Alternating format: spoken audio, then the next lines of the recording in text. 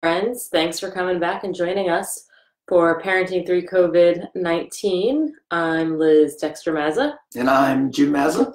and we're child psychologists and parents of three monkeys. Ooh, look, my phone's going off and making noises. And we're doing live streams. We don't actually do these things, know a lot about technology and figuring this out as we go. And here's why we're doing this, because we keep having similar conversations with each other, similar experiences with our three monkeys we have a second grade girl and 6th and 7th grade boys, so they keep us busy during this time. And we're also two full-time working parents and psychologists. And we focus on social emotional learning and how to teach skills to students and families to kind of get through life. We call it kind of like wellness and resilience for right now, COVID-19 and beyond, and every other part of life. So if you're here joining us this morning, please send us a wave. Thanks for coming. Good morning, Ashley. Good morning, Lynn. Good to see you both here. And we also want you to send in questions and comments as we kind of go through this morning. Yep. Yeah. So we were thinking, like, what are we going to talk about today and what skills? And you guys sent us a lot of ideas and questions about how to manage things. And we were thinking a lot about, what are we thinking a lot about? We're thinking a lot about yesterday and the struggles we had yesterday. Do you all know what the area of a trapezoid is? Because I think it may be burned into my brain now, along with the area of a parallelogram and a triangle. And how do you figure out the multipliers when you increase dimensions and square roots for our sixth grader in math, which I think we have been just going back and forth on trying to help him figure this out and look at applications. And we've had to use a lot of a skill called radical acceptance. Right. So on Wednesday, we covered wise mind, and we were trying to, just starting off saying that we have to figure out when we're in our emotion mind, when we're in just a rational mind, and where we ideally want to be is in that wise mind spot. And so yesterday, working with Ashton, who has a lot of his personality from his dad, unfortunately, was doing a trapezoid, and he and myself were kind of getting into it that he was unwilling to write down the formula of the trapezoid. He said he knew what it was, and he was not willing to share his work, even though his teachers want him to share his work. And so Liz and I were both saying, hey, please share your work. It helps us see where you might be making these errors. And he kept saying, show your work. I've got this. I've got this. And we asked him the formula, and he put down base times height, which is actually the formula for a rectangle. And we're like, well, that's not the right formula. He's like, I know what it is. I know what it is. And we're like, Ashton, write down the formula for a trapezoid. It's right here. And I'm like, he's stubborn, right? And that's too much of his dad there, right? And so we started doing this, right? And I finally raised my voice, and I said, you are just being stubborn. You're not doing this because you feel like you're right, and it's taking you a lot longer. And Liz goes, whoa, whoa, whoa, whoa, you are getting snappy. You're raising your voice. You need to let go of this. And I was like, oh, she's right. And so I ended up walking away from Ashton at that point, right? Because I was getting into emotion mind, which I know is only going to pour gas on a fire, right? It's only going to make Ashton and I do this more and more. And so walked away for a couple of minutes, came back. Ashton and I were able to kind of get through that problem. And then at night, I said to him, I really appreciate you hanging in there with me during the afternoon when we were doing that trapezoid. He says, yeah, you walked away from me. I said, I needed to walk away because I was no longer in wise mind. I was in emotion mind. And so I had to radically accept that my emotions were getting the best of me, and that this was hard again, right? So again, we're in a really hard situation where I'm having to be a geometry teacher while also doing university stuff. And so if it's not going my way or as efficient as I want it to be, I get frustrated. And that frustration just starts to bubble up, and I end up attacking people that I care for and love. And so we're having to use it in our everyday lives. Right. And it's hard, right? It's really hard. I mean, we are a family of 5 who is in the house all the time together throughout this. And so really talking about, like, how do you radically accept this new life that we're in? I work mostly from home, and I'm used to having a quiet, empty house most of the day. And so yesterday, you guys went outside and played basketball for like a half hour, And I know you all wanted me to come out and play with you. And I was really thinking like, oh, I feel guilty. I should be out there playing. And I just sat inside my kitchen in my house and found that time of just 15, 20 minutes of just being in a quiet house, which I haven't had now in over 2 weeks, which is my typical day. And then being able to talk to the kids about that. I think that's a big thing. If you notice that we do a lot is we are super transparent with our kids in that we're always telling them exactly what we're doing and what we're thinking from a skills point of view. And, you know, letting them know when we're struggling, being really aware that we don't have it all together, just like we know they don't have it all together. You hear us, Jim, talking about, you know, telling Ashton yesterday that, you know, he was in emotion mind. And that's kind of what we talked about 2 days ago. And we use that language of wise mind and emotion mind and radical acceptance with our kids all the time because we want them to hear the skills and learn the skills from DBT and DBT Steps A that we use a lot. And so I've been thinking a lot about radical acceptance. It's a lot, this idea of like, this is the reality. It's not just accepting the reality, like, yes, COVID-19 is happening, but radically accepting it and sitting with it. And I think when we radically accept something in this moment as our new reality, like I have 5 people in my house all the time, or I have to be the geometry teacher or the school nurse and the cook and the janitor. All that piece is when first, it's where I get some moments of emotion that come up, right? Like sadness and some anxiety at times of like, how long is this going to last? And then I think about lots of people who, when they're thinking about this new reality, they are really maybe starting to have more grief about what this kind of means. And I especially think of like, I've got several neighbors on my block and family members who are high school seniors. And they kind of lost a lot of their senior year. Like they don't get prom, they might not even get graduation. They're not getting to go look at colleges, or, you know, the grief that comes up with some of our families who, you know, don't have meals, you know, or don't have access to technology and able to connect with their friends, and the loss of those connections. That there's a lot of grief that family members are experiencing, or individuals. I was talking to somebody yesterday who's an older adult and lives alone, and now can only talk to her family via video, and just the sadness and from the disconnect that comes up from that. And so I think like radical acceptance of this is our reality, this is what we're really working from, and what that looks like is a big deal. And we practice radical acceptance first by just mindfully sitting in the moment, sitting there and acknowledging and validating, like Jim talked about a couple days ago. How do we validate our own emotions and our own experience that this is sad, right, this is hard, I wish it weren't this way, and it is, right, on that. And from that point, after we allow ourselves to do that, and only at that point can we move to, is there something I can do to be more effective as I work through this time? Right, and not to get caught in like, why am I being such a grump, or why am I being so ornery, right? So the recognizing piece is the awareness, right? Being mindfully aware that you're grumpy or that you're lashing out, right?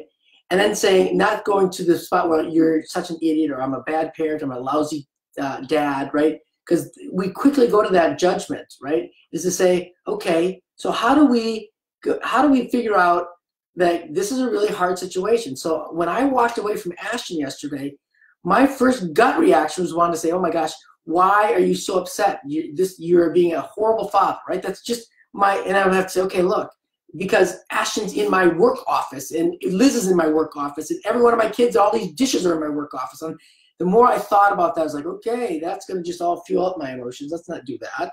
Of course they're in my work office, because now it's COVID-19. It's a whole different scenario. And when I'm able to think about that, my emotions come down quite a bit, right? And I have to accept that, okay, I'm being asked to do something. Actually, I'm being like voluntold to do something with, you know, having to figure out the area of a trapezoid. I already went through geometry once. Now I have to go through it again, right? So if I spend all my energy on the frustration of the situation, all I'm going to be doing is being frustrated. If I look at it and say, okay, here's an opportunity. Yes, you're upset. Cool off. You certainly want your kid to learn the best they can. figure out how to just kind of do something for yourself, like Liz was saying before, and then come back to that situation. It's not easy. And so having to come back and what we call like turning the mind that, yes, I'm an elementary teacher today. Yes, I'm a middle school teacher today. Yes, I've got to do some other things. Liz has to see a client. So it's hard that way. And so I think that just giving yourself some grace that way, being aware of it, and sometimes, like Liz said, sitting with it. It's a difficult situation. Right. Yeah. I mean, I think we have to give ourselves so much grace and compassion and kindness to ourselves and then to everybody in our space these days. I think that's the thing that I come back to a lot. And I try to do, I'm really big into words of affirmation and cues and reminders of things. So around our house, we have lots of words of affirmation and little slogans and stuff. I wear a bracelet that kind of helps remind me of things. Right now I have a bracelet that says shameless on it. That was like my word for 2019 as like my intent cue. I also have another bracelet that says grace that I wear, not because that's the name of our daughter, but because it reminds me of kindness and compassion to myself and to others. And so maybe think about like, do you need a cue in your life to remember radical acceptance or kindness and compassion to yourself or for your family, something that's going to help you just kind of reset throughout your day, like that mindfulness cue in the moment. And what could that be for you during this time? Maybe you don't have to keep it forever. Maybe you do choose a word for the year, but a word during COVID-19 that helps you. Maybe it's pause. Maybe it's breathe or slow on that. As ways to kind of us all to take a break, give ourselves kindness, compassion, and then come back to radically accepting where we are right now. Like there are things that are happening all around us in our lives that are beyond COVID-19 or are being incredibly impacted by COVID-19 that we can't do, from, having somebody who might be sick in your house and they're having to isolate in your house and you're struggling with how do you take care of them and worrying about do they have COVID-19 or not, or being separated from family because somebody has to be out working and then worrying when they come home every day. Kind of those emotions are all there. And I want us to just really be able to practice allowing your emotions, acknowledging that they're real, and then thinking about effective ways to moderate them, like upregulate or downregulate them. And especially with joy. I've been trying to figure out a lot of like, how do we upregulate our joy throughout the day? And it's hard. So, and I want to give a shout out to all our single parents too right now. I can't imagine. I think single parenting is so hard the way it is, and throw COVID-19 on there, I think it's hard squared. It's just really, you're everything, right? And so when do you get that break? And I'm going to say to you that I think you have to take it. You're just going to have to be good to yourself. Maybe it's a hot bath at some point. Maybe that's at 10 o'clock at night because when all the kids are asleep or whatever else. Just make sure that you're treating yourself well, because you've got to put your mask on first to be able to help your kids. And so we want you healthy as well. So do things that you like to do, right? And if you need to take a personal time out for you, talk to your kids. They're really actually pretty understanding. So there are times when Liz is traveling and I've got all the kids and I'll say, hey guys, or I'll say to Jackson, our oldest at 13, can you just hold the fort down for 30 minutes? I just need to go lay down, or I need something to re-energize my cells. And I'm doing that just to make sure that I'm a better parent going forward, right? And so I just want to make sure that all of our parents, especially our single parents, are spending proactively looking for ways to help make sure that they're managing the situation, because it is hard. Yeah, and you might not have a child that's 13 or older that can kind of help hold down the fort and manage things. Correct. And this is, again, I think a moment where we give ourselves grace and compassion and kindness, in that we may have to make choices and do things with our kids that we wouldn't normally do. It's okay. I really think it's okay to let your kids have a screen, even if so you can take a break to watch a show, watch a video, play a game, even if that's not what you've typically done in your world, and letting, I've talked to parents who are letting more technology into their homes right now than ever, or letting their kids have phones or iCloud accounts, or being able to do WhatsApp so that they can message their friends when they've never been able to do that before. because times are different. And that's where I think we're coming back to this radically accepting that COVID-19 sets up a whole different set of parameters for how we're parenting right now. And so if you need to take a break and put a screen on so that you, or put a screen on for your kids so that you can take a break, try that and let yourself do it, and practice self-validating your, your need for that and notice that if you're starting to feel guilt, that it might not fit the facts. It might not be justified, because this isn't typical life, it's now. Yeah, I think that's a good point. And really kind of thinking through that. I also think for our single parents, and I think all parents, right, because we're all at some point trying to tag team on this, is having conversations with your kids as best you can that's age and developmentally appropriate on what you need from them, and your struggle. And again, like it's important to bring in what's developmentally appropriate for them.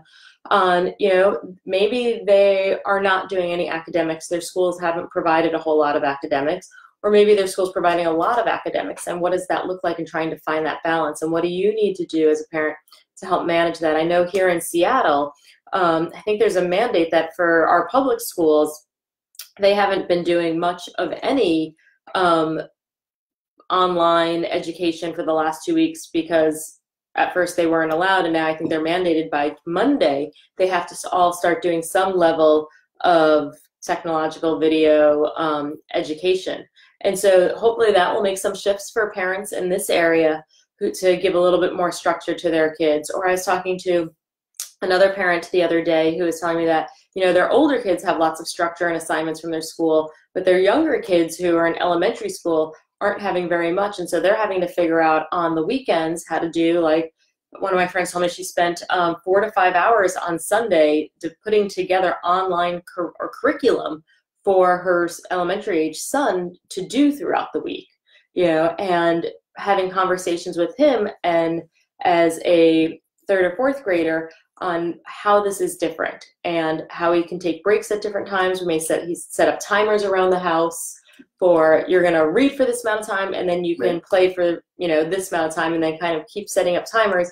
And that's not a bad time for you as a parent who's working to also work for 45, 50 minutes and then give yourself a 5-minute break, right? Check in with your kids, and kind of having that routine can be something to helpful, whether you've got a partner to tag team with or even as a single parent. Right. So one of the things that's frustrating for our kids is the lack of predictability. One of the reasons why school works so well, and the first couple of weeks are usually pretty chaotic for our elementary, middle schools as well, is things aren't predictable. They haven't gotten into the routine or schedules yet. So I think trying to develop that schedule will become really important, and then having you be in that schedule as well. And so if it's the next 40 minutes is math, then you take the next 35 minutes and do something that you need to do, and so that you can show that you're working and they're working together. And I think that it's important to say, here's my expectations of what we do, right? And here's also my expectations of the things that are hard for me to do because I'm also working, right? So when Liz travels, I tell the kids my biggest issue is listening, right? That I don't want to have to keep repeating myself. So if we're going to be a team, then when I ask you to do something, I really would like you to do it without me having to ask twice. Now, does that happen all the time? No. Do they get it, though, that if we're going to be a team, we're going to be at this together? Because nobody's happy when dad's not happy, right? It's just going to be the fact when mom's gone, dad gets grumpy pretty quickly if the kids aren't listening. And so they're really good about that. It's just surprising that if we give them an idea or the power to help keep dad on the team together or on the field together, they do quite a few things. And so I think giving them an opportunity to help be a part of that team so that dad doesn't get grumpy, which means that they don't feel bad, right? So it's a win-win situation instead of a lose-lose. They're able to step up sometimes, right? And so that's great. And then I can always remind them, remember what dad's big issue is here when mom's traveling, right? It's about listening. I only want to say things once if I can.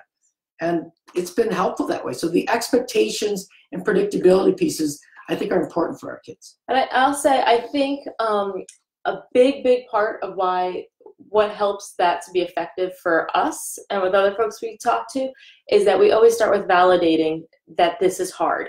Yeah. Right? When we change the good point. routine, when you leave town or I leave town or all 5 of us, nobody's leaving town or playing soccer or doing any of their regular activities and being at home, is that we're validating first that this is hard, that this makes you sad, that you miss your friends, that you don't like learning this way, is really the difficult part. And so we always start with validation with our kids, and we're super transparent about that. Yeah, so Adam Plutter out of DC mentioned the same thing, that kids are really, really pattern focused, right? They need to have those patterns. We as humans want that, some of that predictability as well. And I think that's kind of one of the reasons why COVID-19 has really thrown us off our game quite a bit, is because all of a sudden our predictable patterns of going out to happy hour and socializing, seeing people in our office and so forth, they're all, and now we're like, uh-oh, now what do we do, right? And so we're out of our predictable patterns that way. And so I just want to comment that another psychologist, he does iParent 101, had commented that it's really important. Yeah, and so I think, thinking about just another strategy, one, first, like, we're radically accepting that I think we might be in this for the long haul. Maybe we'll be out of it by Easter. I don't know. And still, that seems really far away to me. And so radically accepting that this is our new reality, that we are home, we are self-isolating, we are having to really figure out how to be a family, whatever the dynamic and makeup of your family is at this time. And from there, once we kind of can radically accept that, we can really start to problem solve. What are these differences? So, I think one of the big things that I also want to talk about today is connection, right? And how to maintain and build and strengthen connections, not only with the people who were in your home during this time. So we talked a little bit about on Wednesday, I think that's the day of the week. We did this last, because I can't really track those very well right now. About how to stay connected, how to get routine, and what do you want to come out of this when it's all done. And I think one of the big things that I've thought about, like, when this is all done, I hope we are a lot more connected as partners, as parents to our kids, and as family members, and for them as siblings, and then also with my friends. Like, how do I build and strengthen these connections? And so I think the question I have for all of you, I'd love to hear, is like, how are you staying connected to people, connected to your family and connected to outside people? Because I think that's a really big, important part. And that's one of the things that's helped me with my sanity during this, is not only the things we're doing as a family for connection time, but also what I'm doing with my friends for connection time, and how I'm finding a way to manage my own time and my own isolation with them. So we're trying to make sure that the kids get connected to their friends from their classrooms, right? So we've had a virtual hide and seek game. We've had Zoom calls with some of the kids and their classmates. Liz, to her credit, had a virtual happy hour with one of her groups of friends, right? A couple of them, and a couple of happy hours. And then I've got 2 scheduled for next week, and so it's different. I mean, it's not gonna be the same as being right there with them. And yet, I think that we want to try to maintain some of the closeness that we had to those people, right? And so we're now sending out doodle polls to schedule a happy hour, right? And so, and we're on different coasts and everything else, and everybody's willing to do it because they realize that that's an important part of keeping some of our sanity and keeping our relationships that keep us who we are. And so I think that we want to keep making time to try to schedule those in. And if you schedule one in for you as an adult, schedule one in for your kid too, right? It kind of like says, yeah, we're in this together. You get a happy hour, I get a happy hour, right? They're having Kool-Aid, you're having whatever drink that you want. And I think that that's really important. I realized when I did my first happy hour, it wasn't even a happy hour, I just got on the phone, just talked to 2 of my friends who I'm used to seeing almost every day. I noticed I had guilt when I got on there, that you and the kids were out playing a game and I was in here not engaging in family time, and I was talking to my friends. I wouldn't have felt guilty. I know, but I did, and I actually do feel guilty almost each time, and I have to like kind of check myself, like, does this make sense? Like, I really value family time and doing things with them, and typically, this is back to radical acceptance. That's where I'm going with this. Typically, when I spend time with friends in normal times in lifetime, it's between the hours of 8:30 and 3 is when I engage with people while you're at work and people are at school, so that I don't take away from family time. I really try not to do that a whole lot. And now that we're all home all the time, and during the day we're either working, you're working, or I'm trying to manage the kids and back and forth, that in the evenings when it's supposed to be our family time, I've noticed some guilt on that, and had an urges to not do the calls or not get together with my friends, and trying to find that balance, first of validating myself, that a little guilt makes sense, and I can have a little guilt, and that doesn't have to stop me from doing something that has seemed to be really valuable, in connecting and taking a break from everybody. Right. So both can be true, right? You need that break, and it's family time. How do you try to do something that's in the middle there, right? Yeah, and so I think that's important if you're starting to try to figure out how to do those different pieces in your life, to notice that you might have some emotion. Maybe it's some guilt about, separating from your family or having them be on the videos, and that's okay. And it may or may not be justified, your level of guilt. It may not fit the facts.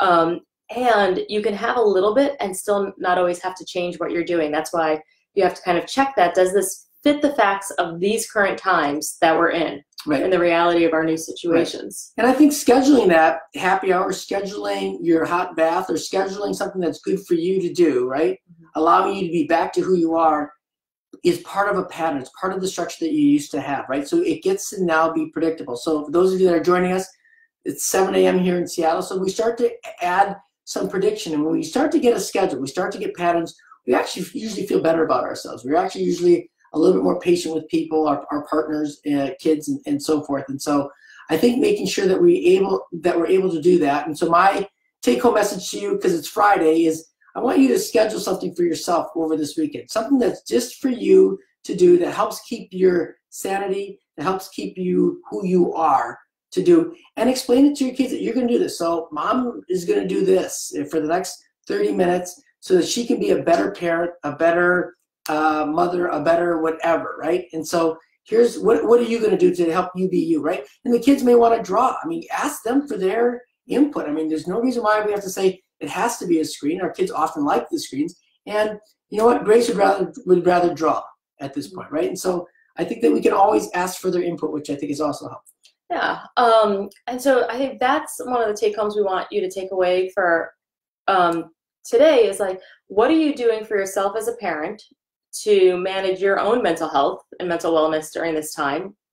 For you, it was a nap yesterday when you needed a break. For me, it was sitting in the house when folks weren't there, when you all were outside. Right. And for the kids, it's been, playing. One of my kids played Magic with another friend on FaceTime the other day, and another one's texting with others, and just doing things to try to connect with the kids. But I also think I want to talk about, like, what are we doing as a family to connect each day, so that I'm not always just feeling like we are on them to get all their schoolwork done.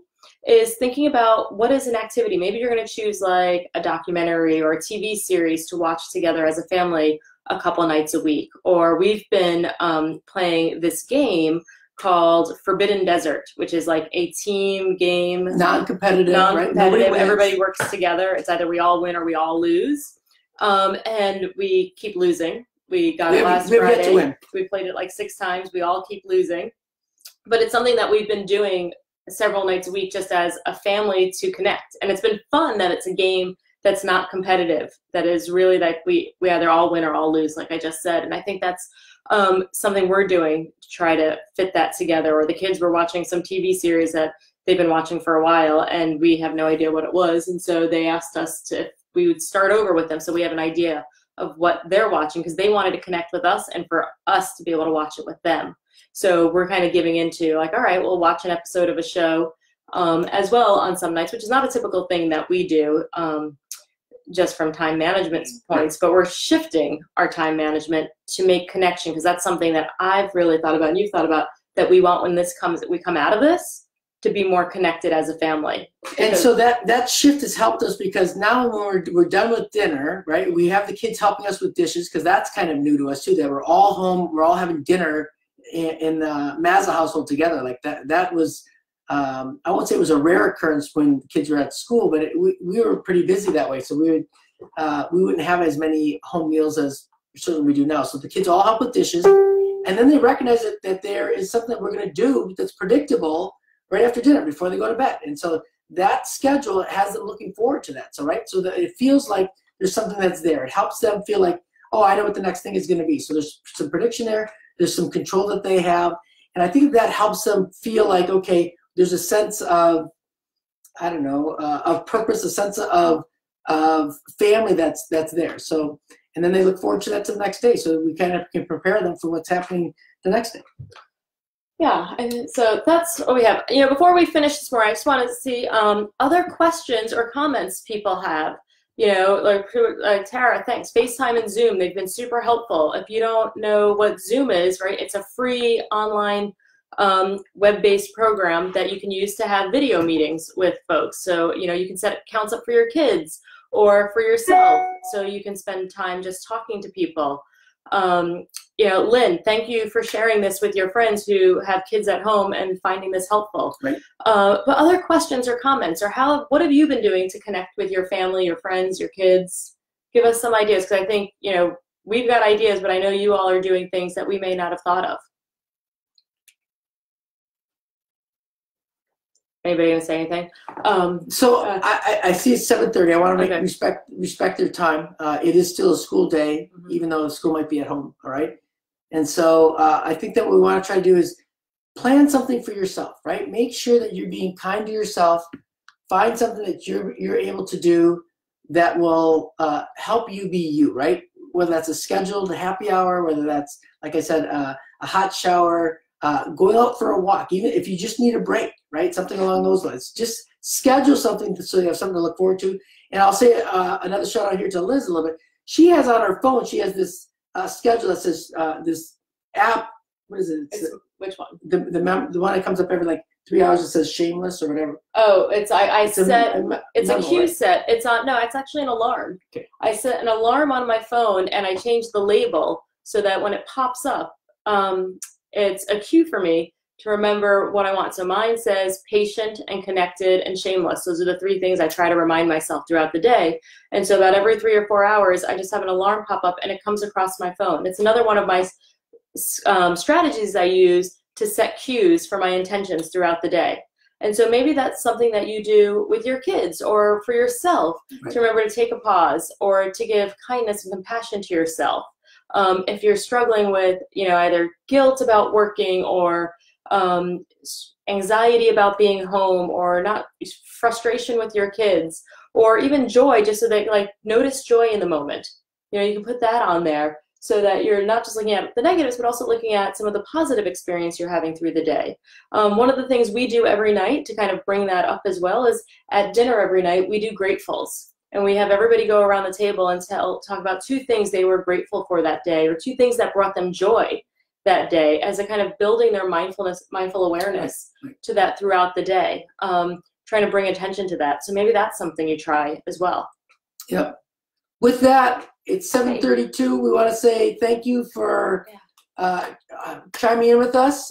We are going to be on again on Monday, so we're going to do Monday, Wednesday, Fridays. Monday, Wednesday, Fridays. We'll be here at 7 a.m. Seattle time, and whatever time that translates to from wherever you guys are all around the country. And I know we've got some international folks on here too.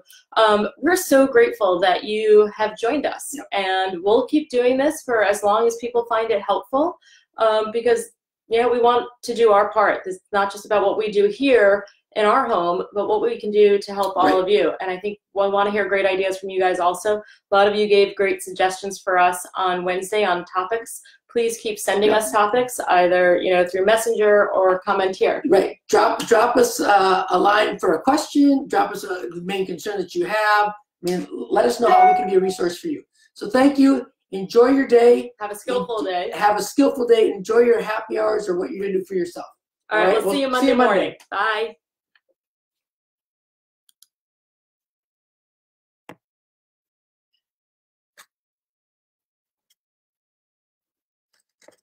You guys see, I really don't know how I'm doing.